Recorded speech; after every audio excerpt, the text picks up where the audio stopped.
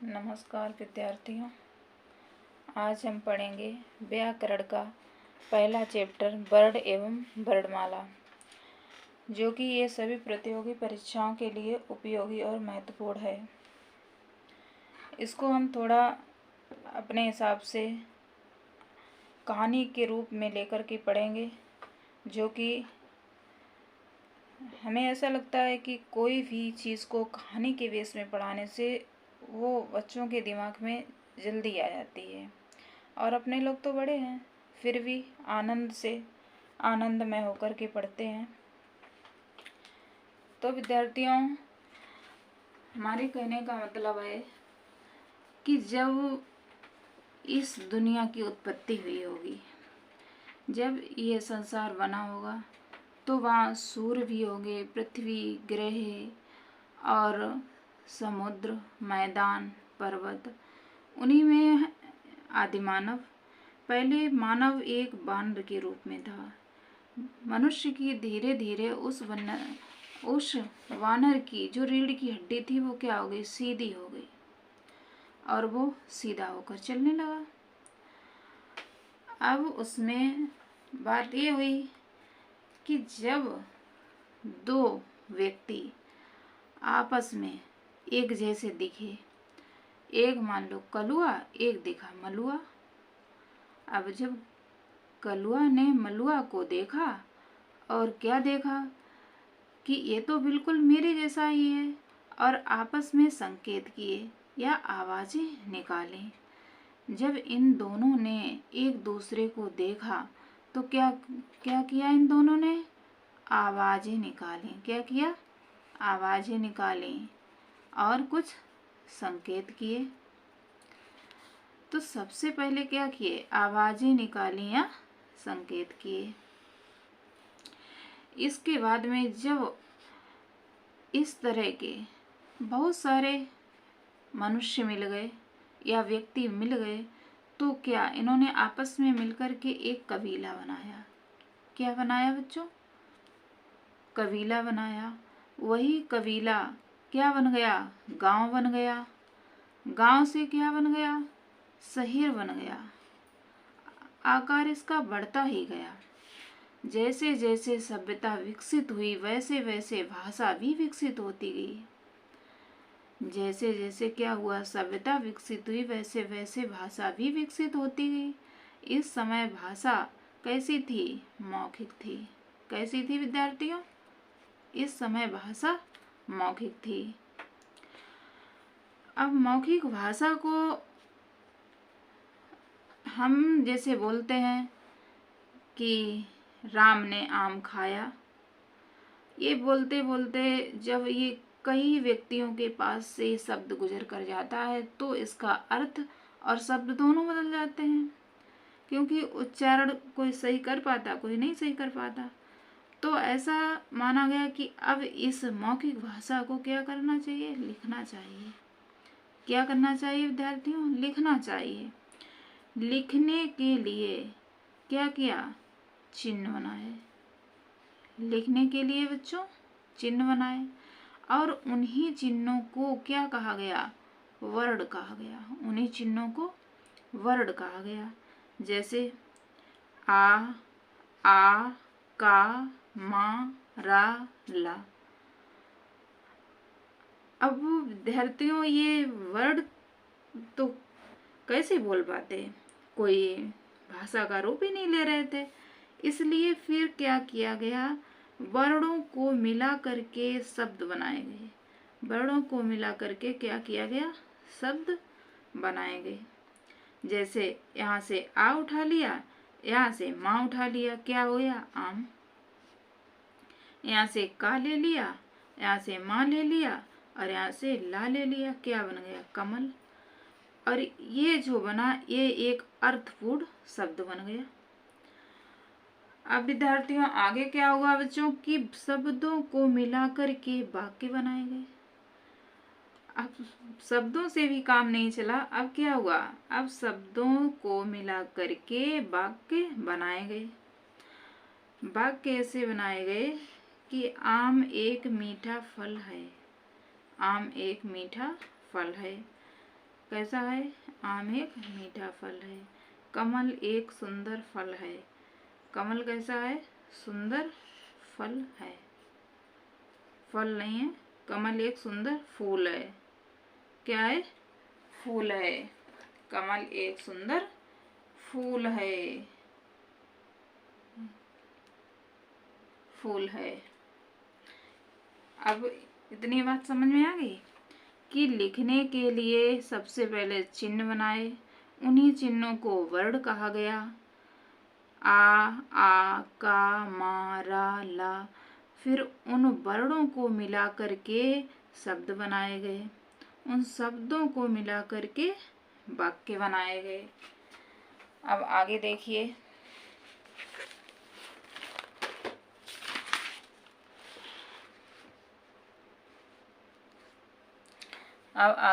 बच्चों, वाक्यों को मिलाकर के क्या बनाएगी? भाषा बनाएगी। वाक्यों को मिलाकर क्या बनाएगी? भाषा बनाएगी। जैसे भाषा, आम एक मीठा फल है और मुझे आम बहुत पसंद है। मैं रोज आम खा सकता हूँ। यह क्या बन गई? एक भाषा बन गई कि आम एक मीठा फल है, मुझे आम बहुत पसंद है, मैं रोज आम खा सकता हूँ।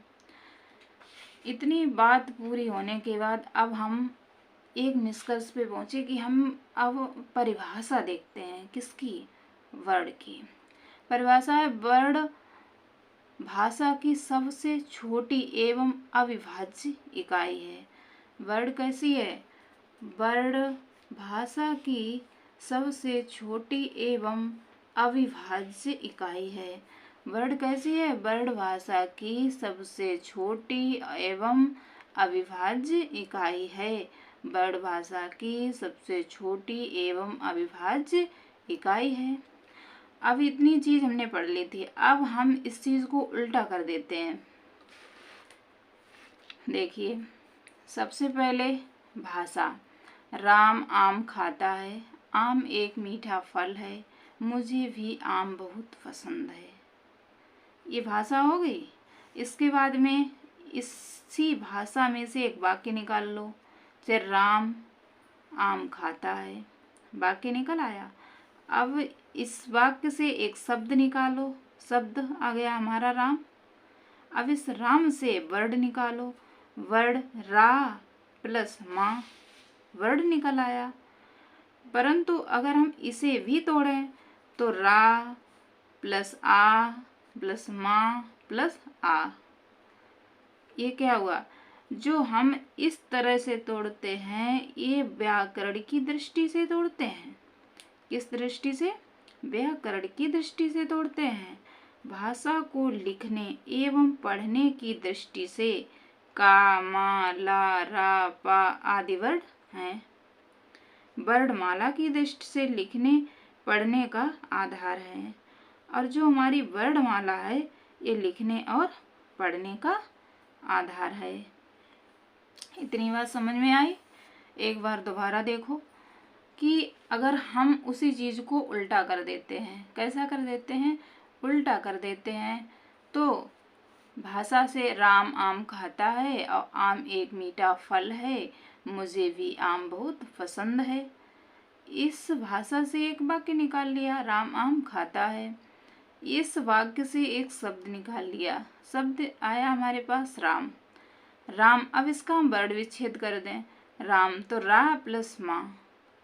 अब इस रा प्लस माँ को हम व्याकरण की दृष्टि एक बार और तोड़ सकते हैं कि रा प्लस आ प्लस माँ प्लस आ।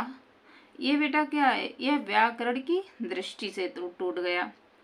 अब इसको कह सकते हैं कि भाषा को लिखने एवं पढ़ने की दृष्टि से, जब भाषा को हम लिखते हैं तब तो हम इस रूप में लिखते हैं, लिखते एवं पढ़ते हैं। से का, मा, ला, रा, पा आदि वर्ण, और वर्णमाला की दृष्टि से लिखने एवं पढ़ने का आधार है। क्या? का, मा, रा, ला, पा। अब आगे देखिए, वर्ड की विशेषताएं। क्या बच्चों? वर्ड की विशेषताएं। वर्ड की विशेषताएं। वर्ड की विशेषताओं में है, वर्ड भाषा की सबसे छोटी एवं अविभाज्य इकाई है। वर्ड भाषा की कैसी है इकाई? सबसे छोटी एवं अविभाज्य इकाई है। वर्ड भाषा की सबसे छोटी एवं अविभाज्य इकाई है। वर्ड भाषा की कैसी इकाई है? वर्ड भाषा की सबसे छोटी एवं अविभाज्य इकाई है। अविभाज्य का मतलब जिसे हम नहीं तोड़ सकते हैं, जिसके टुकड़े नहीं कर सकते हैं, उसे कहते हैं अविभाज्य, जिसे हम तोड़ नहीं सकते हैं। और वर्ड भाषा की सबसे छोटी एवं अविभाज्य इकाई है। वर्ड के मौखिक रूप को ध्वनि कहते हैं। वर्ड के मौखिक रूप को क्या कहते हैं? ध्वनि कहते हैं। क्या कहते हैं बेटा? ध्वनि कहते हैं। वर्ड के मौखिक रूप को ध्वनि कहते हैं। ध्वनि के लिखित रूप को वर्ड कहते हैं। और जब उसी ध्वनि के लिखित रूप को, जब वही ध्वनि हम लिख देते हैं, जब हम मुंह से बोलते हैं तो उसे मौखिक रूप से ध्वनि कहते हैं। और जब हम वही मुख से बोला हुआ वर्ड जब हम लिख देते हैं, वही तो क्या है? तो उसे वर्ड कहते हैं। वर्ड के मौखिक रूप को क्या कहते हैं? ध्वनि। और ध्वनि के लिखित रूप को वर्ड कहते हैं। इतनी बात समझ में आई? अब आगे देखो, जैसे अब यहाँ पे इन्होंने दिया का क्या है? वर्ड है। का हमने लिख दिया, वर्ड है। और जब हम का मुंह से, सिर्फ मुंह से बोलेंगे तो क्या है? एक ध्वनि है। जब मुंह से का बोलते हैं तो का ध्वनि है। वर्ड ध्वनि का मूर्त रूप है। वर्ड ध्वनि का मूर्त रूप है और ध्वनि वर्ड का क्या है? अमूर्त रूप है। जब हम वर्ड को लिख देते हैं तो हमें सामने दिखाई पड़ता है ना, उसका मूर्त रूप हो गया। और जब हम बोलते हैं तो हमें उसकी आकृति दिखाई नहीं पड़ती है, सिर्फ हम बोलते हैं, वो हमें ध्वनि सुनाई पड़ती है। वो क्या है? अमूर्त रूप है। तो वर्ड समझ में आया कि वर्ड ध्वनि का अमूर्त रूप है और ध्वनि वर्ड का अमूर्त रूप है। वर्ड ध्वनि का अमूर्त रूप है और ध्वनि वर्ड का अमूर्त रूप है। एक बार फिर देख लेते हैं। हेडिंग हमारी क्या है? वर्ड की विशेषताएं। वर्ड भाषा की सबसे छोटी एवं अविभाज्य इकाई है। वर्ड के मौखिक रूप को ध्वनि कहते हैं। वर्ड के मौखिक रूप को ध्वनि कहते हैं। ध्वनि के लिखित रूप को वर्ड कहते हैं। का वर्ड है। जब मुंह से का बोलते हैं तो का ध्वनि है। वर्ड ध्वनि का क्या है? मूर्त रूप है। ध्वनि वर्ड का अमूर्त रूप है। आगे देखिए, वर्ड को ही लिपि चिन्ह भी कहते हैं। वर्ड को और क्या कहते हैं? वर्ड को ही क्या कहते हैं? लिपि चिन्ह भी कहते हैं। वर्ड को ही लिपि चिन्ह भी कहते हैं। हिंदी। अब हिंदी हमारी कौन सी लिपि में लिखी जाती? देवनागरी लिपि में। कौन सी लिपि में? देवनागरी लिपि में। जैसे आ का, खा, गा, घा, ये क्या है? ये वर्ड है हमारे। देवनागरी लिपि में के चिन्ह हैं। क्या है? देवनागरी लिपि के चिन्ह हैं। लिपि चिन्ह भी हैं और इन्हें लिपि चिन्ह भी कहते हैं। क्या कहते हैं? इन्हें लिपि चिन्ह भी कहते हैं। अंग्रेजी। जैसे अंग्रेजी। अब अंग्रेजी को कौन सी लिपि में? अंग्रेजी को कहते हैं रोमन लिपि में। कौन सी? रोमन लिपि में। जैसे ABCDEF, ये वर्ड किस लिपि में? रोमन लिपि में। आगे देखिए, जैसे हिंदी, संस्कृत और मराठी, ये तीनों हो जाते हैं देवनागरी लिपि में। हिंदी, संस्कृत और मराठी कौन सी लिपि में? देवनागरी लिपि में। पंजाबी और उर्दू। पंजाबी कौन सी लिपि में? गुरुमुखी लिपि में। कौन सी लिपि में? उर्दू फारसी लिपि में। कौन सी? फारसी लिपि में। अब देखो आगे, अब आगे देखें। देखो वर्णमाला। अब बात आती है वर्णमाला। अब वर्णमाला होती क्या है? वर्णों की माला। किसकी माला? वर्णों की माला। एक मोतियों की माला होती है, एक फूलों की माला होती है। ये हमारी वर्णों की माला है। काहे की? वर्णों की माला है। अब एक फूल यहाँ लगा दिया, एक फूल यहाँ लगा दिया, क्या ये माला है? नहीं, ये माला नहीं है। हम आपसे पूछ रहे हैं क्या यह माला है? नहीं। आप उत्तर देंगे नहीं, ये माला नहीं है, क्योंकि इसका कोई व्यवस्थित क्रम ही नहीं है, इसलिए माला नहीं है। अब एक ये वाली माला, एक फूल यहाँ लगाया, एक यहाँ लगाया, एक यहाँ लगाया, एक यहाँ लगाया, एक यहाँ लगा दिया, एक यहाँ, एक यहाँ, एक यहाँ, एक यहाँ। अब विद्यार्थियों मान लो यहाँ पे हमने गुलाब का फूल लगाया, यहाँ पे गेंदे का लगाया, यहाँ पे फिर गुलाब का, फिर गेंदे का, फिर गुलाब का, फिर गेंदे का, फिर गुलाब का, फिर गेंदे का। ये क्या हो गया? तो कहाँ पे थे बच्चों? तो हम थे वर्णमाला। अब वर्णमाला का मतलब कि व्यवस्थित क्रम में लगा रहे फूल, एक गुलाब का, एक गेंदे का, गुलाब का, गेंदे का, एक गुलाब का, एक गेंदे का, एक गुलाब का, एक गेंदे का, एक गुलाब का। ये क्या है? अब हम आपसे पूछ रहे क्या ये माला है? क्या यह माला है? आप उत्तर देंगे यस या हाँ, कि हाँ यह एक माला है। हमारे कहने का मतलब है कि माला होने के लिए दो तथ्य मुख्य हैं। माला होने के लिए क्या है? दो तथ्य मुख्य हैं। कौन कौन से? नंबर एक है क्रमबद्ध रूप, नंबर एक क्रमबद्ध रूप, नंबर दो व्यवस्थित क्रम। नंबर एक क्रमबद्ध रूप, नंबर दो व्यवस्थित क्रम। वर्णमाला की परिभाषा। अब हम आपको बता रहे हैं वर्णमाला की परिभाषा कि वर्णों के क्रमबद्ध एवं व्यवस्थित रूप को वर्णमाला कहते हैं। वर्णों के क्रमबद्ध एवं व्यवस्थित रूप को वर्णमाला कहते हैं। वर्णों के क्रमबद्ध एवं व्यवस्थित रूप को वर्णमाला कहते हैं। वर्णों को कैसे रखेंगे? क्रमबद्ध एवं व्यवस्थित रूप से। क्या कहेंगे? वर्णमाला। जैसे माला में दो तथ्य मुख्य होता है, एक क्रमबद्ध रूप और एक व्यवस्थित क्रम, वैसे वर्णमाला की अब हमने एक परिभाषा, ये आपको मैंने इतना समझाने के लिए किया है ताकि आप सरलता से समझ जाएं। वर्णमाला की परिभाषा कि वर्णों को क्रमबद्ध एवं व्यवस्थित रूप को, वर्णों के क्रमबद्ध एवं व्यवस्थित रूप को वर्णमाला कहते हैं। क्रमबद्ध, आप समझते हैं कि क्रमबद्ध क्या है? क्रमबद्ध क्या है?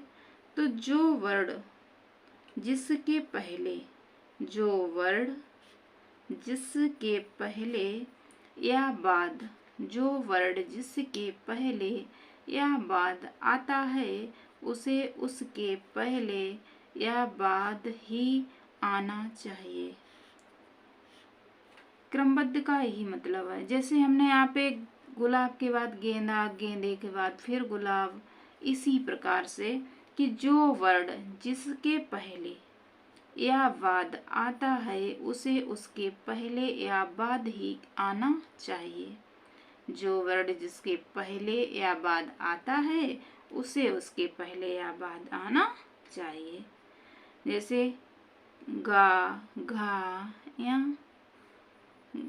गा, घा, या, तो ये हमारा घा है, तो घा को हमारे गा के बाद में ही आना चाहिए।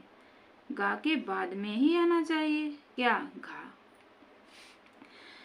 हम क्रमबद्ध की परिभाषा ये समझा रहे हैं आपको, जैसे जो वर्ड जिसके पहले, जो वर्ड जैसे घा के पहले गा है, तो जो वर्ड जिसके पहले या बाद, अब गा के पीछे क्या है, घा है, तो जो वर्ड जिसके पहले या बाद आता है उसे उसके पहले या बाद में ही आना चाहिए, इसे यही आना चाहिए। अब ऐसा नहीं कर सकते हैं कि हम घा को आगे लिख दें और गा को पीछे लिख दें, ऐसा नहीं कर सकते हैं। हम ऐसा ही लिखेंगे कि का खा गा घा या का खा गा घा या। वर्णमाला के जनक। अब बच्चों वर्णमाला के जनक कौन है, जनक जानना तो बहुत ही जरूरी है, क्योंकि जिन्होंने इनकी रचना की है, जिन्होंने बनाया है वर्णों को, उनका नाम क्या है, उनका नाम है महर्षि पाणिनि। क्या नाम है बच्चों, महर्षि पाणिनि। वर्णमाला के जनक महर्षि पाणिनि हैं। वर्णमाला के जनक कौन है, महर्षि पाणिनि। व्यवस्थित, क्रमबद्ध समझ लिया था, अब हम समझते हैं व्यवस्थित। अब बेटा व्यवस्थित क्या है, व्यवस्थित जैसे स्वर पहले आते हैं फिर व्यंजन आते हैं, बाद में स्पर्श आते हैं, स्पर्श व्यंजन, फिर अंतस्थ व्यंजन, फिर उस व्यंजन, इन्हें वैसे ही आना चाहिए।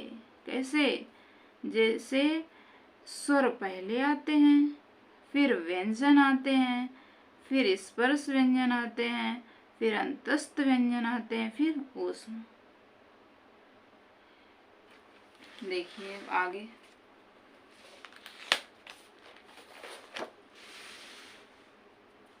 वर्णमाला के भाग।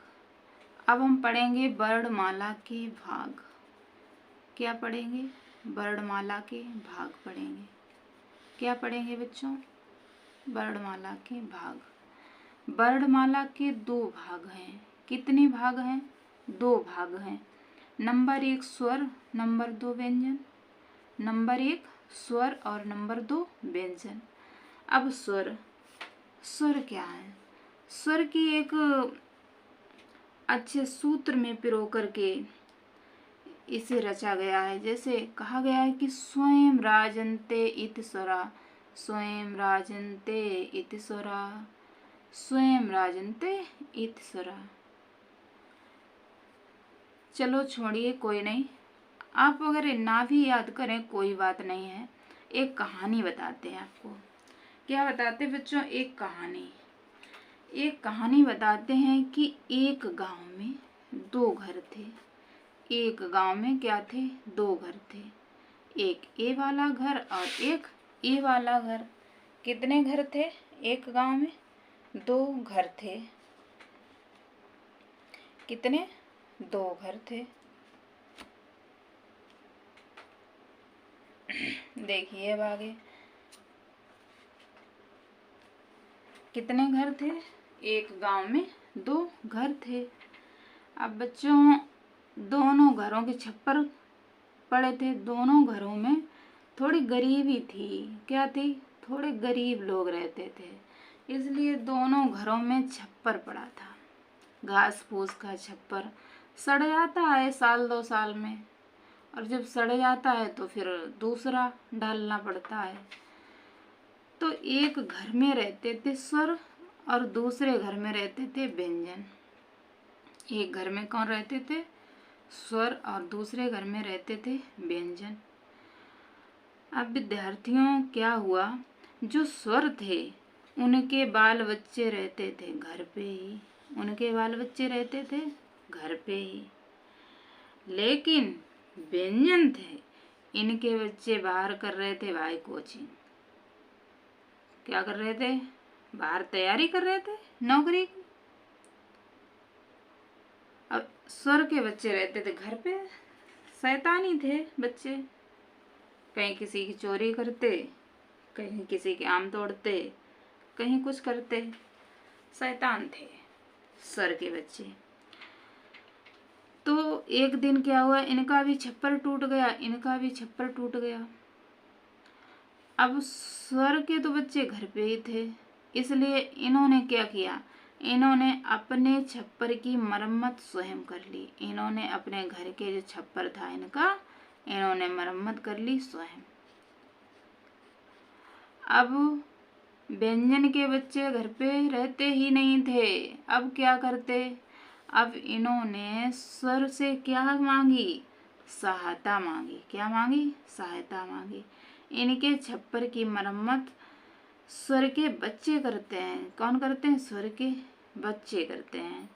मेरे कहने का मतलब है कि जो हम छप्पर का रूप ले रहे हैं, एक समझाने के बेस से आपको बता रहे हैं ताकि आप सरलता से समझ सकें कि जो हम यहाँ पे छप्पर मान रहे हैं उसे हम क्या मान रहे हैं, उच्चारण। क्या मान रहे, उच्चारण मान रहे हैं। एक स्वर ए व्यंजन। आगे देखिए कि स्वर वे वर्ण हैं, स्वर वे वर्ण हैं जो उच्चारण में किसी दूसरे की सहायता नहीं लेते। स्वर कैसे वर्ण हैं, स्वर वे वर्ण हैं जो उच्चारण में, जो किसमें, जो उच्चारण में किसी दूसरे की सहायता नहीं लेते, अर्थात स्वयं से उच्चरित होते हैं। स्वर वे वर्ण हैं जो उच्चारण में किसी दूसरे की सहायता नहीं लेते। जो हमने छप्पर वाली कहानी बताई उसका यही मतलब है कि जो हमारे स्वर हैं वो उच्चारण में किसी की सहायता नहीं लेते, वो स्वयं ही उच्चरित होते हैं। जैसे देखो, लेकिन जो व्यंजन है वो क्या करते हैं, वो उच्चारण होने में स्वर की सहायता लेते हैं। अब पहले हम स्वर समझ लेते हैं, फिर बाद में व्यंजन समझाएंगे। आगे क्या करेंगे, आगे समझाएंगे स्वर। ठीक है, देखो अब ये देखो कि स्वर सहायता कैसे नहीं लेते हैं। अभी तो समझ लिया, कहानी भी समझाई छप्पर वाली, बच्चों वाली, और हमने स्वर की परिभाषा भी बताई कि स्वर वे वर्ण होते हैं जो उच्चारण में किसी दूसरे की सहायता नहीं लेते, अर्थात स्वयं उच्चरित होते हैं। अर्थात क्या करते हैं, स्वयं उच्चरित होते हैं। कैसे होते हैं ये देखिए। ये कौन है, ये है एक मनुष्य। अब ये मनुष्य के ये तो हैं फेफड़े। क्या है भाई, ये फेफड़े हैं। अब फेफड़े से ये गई नली, यहाँ पे क्या है, काकल। इसे हम क्या बोलते हैं, कंठ। क्या बोलते हैं, कंठ या काकल। ये हमारा है मुख, ये मुख। ये है आहार नाल, और ये निकलने वाली वायु। और जो इस कंठ के किनारे किनारे छोटी छोटी जो बूंदें दिखती हैं वो क्या है, वो स्वर तंत्रियां हैं। क्या है बच्चों, वो स्वर तंत्रियां हैं। और स्वर तंत्रियों का काम क्या होता है, झंकृत करती हैं। क्या करती हैं, झंकृत करती हैं, आवाज निकालती हैं। और तब आवाज निकलती है, जब स्वर तंत्रियां झंकृत करती हैं तब आवाज निकलती है। अब हमारे फेफड़ों में भर गई क्या, हवा। जब हम बोलेंगे तब पहले हमारे फेफड़ों में हवा भरती है, फिर वो वायु धीरे से कहाँ जाती है, हमारे काकल या कंठ के पास से आती है, आहार नाल। और जो हमारा कंठ है यहाँ पे क्या है, स्वर तंत्रियां हैं। जब हम बोलते हैं तो हमारे गले में, कंठ के पास में क्या झंझनाहट सी होती, उसे क्या कहते हैं, स्वर तंत्रियां झंकृत करती हैं। और जब झंकृत करती हैं स्वर तंत्रियां तब क्या होता है, तब आवाज निकलती है। और जब ये निकलने वाली वायु, जब सीध निकलने वाली वायु आहार नाल से स्वर तंत्रियां झंकृत करती हुई, और जब वो वायु सीधी मुख से निकल जाए, कहीं नहीं टकराए, ना तालू में, ना ओंठों में, ना मूर्धा में, कहीं ना टकरा के कहाँ से सीधी मुख से निकल जाए। बोल के देखो आप लोग। आ ई उ ए ओ औ। ऊपर नीचे कहीं जीभ हमें टकरानी, ना तालू में ना मूर्धा में, कहीं नहीं, एकदम सीधी वायु निकल गई मुंह से। तो ये क्या है, ये क्या थे, ये हमारी जो सीधी वायु निकल जाए, कहीं ना टकराए, क्या है, स्वर। अब परिभाषा के रूप में कह सकते हैं कि जब स्वर तंत्रियों को झंकृत करके, जब स्वर तंत्रियों को झंकृत करके निकलने वाली वायु मुख से सीधा बाहर निकल जाती है तो उसे स्वर कहते हैं। कैसी, सीधा बाहर निकल जाती है। जब स्वर तंत्रियों को झंकृत करके निकलने वाली वायु मुख से सीधा बाहर निकल जाती है तो उसे क्या कहते हैं, उसे क्या कहते हैं बच्चों, उसे स्वर कहते हैं। जब स्वर तंत्रियों को झंकृत करके निकलने वाली वायु मुख से सीधा बाहर निकल जाती है तो उसे स्वर कहते हैं। आज के लिए विद्यार्थियों इतना ही, आगे हम कल पढ़ाएंगे, ठीक है। और अच्छा लगे तो सब्सक्राइब, शेयर और लाइक ज़रूर करें और कमेंट करके बताएं कि आपको कैसा लगा, ठीक है। धन्यवाद।